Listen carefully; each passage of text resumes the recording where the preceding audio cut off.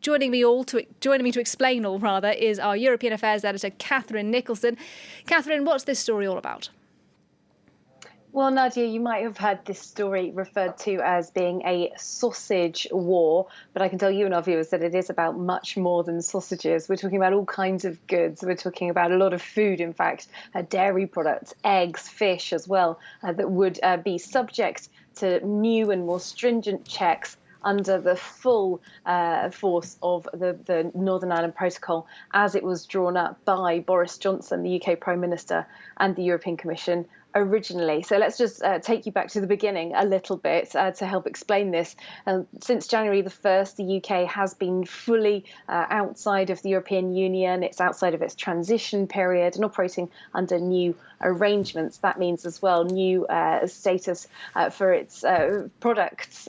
So now that it's outside of the EU single market, a big part of this that was very contentious was what was going to happen on the island of Ireland, where we have a part of the United Kingdom, Northern Ireland, with a land border with an EU state, the Republic of Ireland. So Boris Johnson agreed with the European Commission that Northern Ireland would have a different customs status ultimately from the rest of the United Kingdom, England, Wales and Scotland, and that there would be checks on goods passing from that side across the Irish Sea.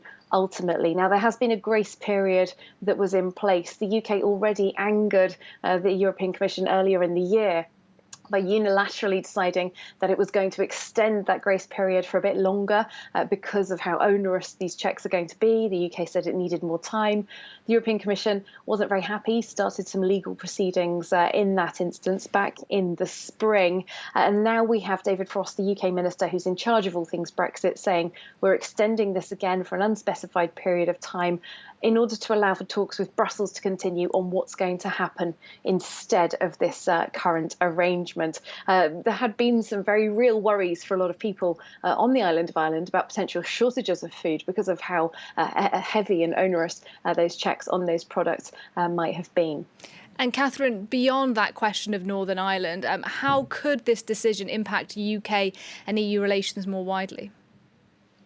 Well, as I mentioned, yes, the European Commission launched legal proceedings called infringement proceedings earlier in the year when the UK already extended this grace period in a first instance. Today, the European Commission, not delighted, but quite held back in its response, really saying in a statement it takes note of what the UK has decided, reminding us that both sides are legally bound by the obligations of the Brexit agreement. Don't forget, this is an international treaty which has very high status, legally speaking. The European Commission could double down on the legal proceedings it already launched, but it says it won't do that at present, and it also won't launch new ones. So a bit more of a conciliatory tone than we've heard, and certainly not ramping up this idea of a sausage war.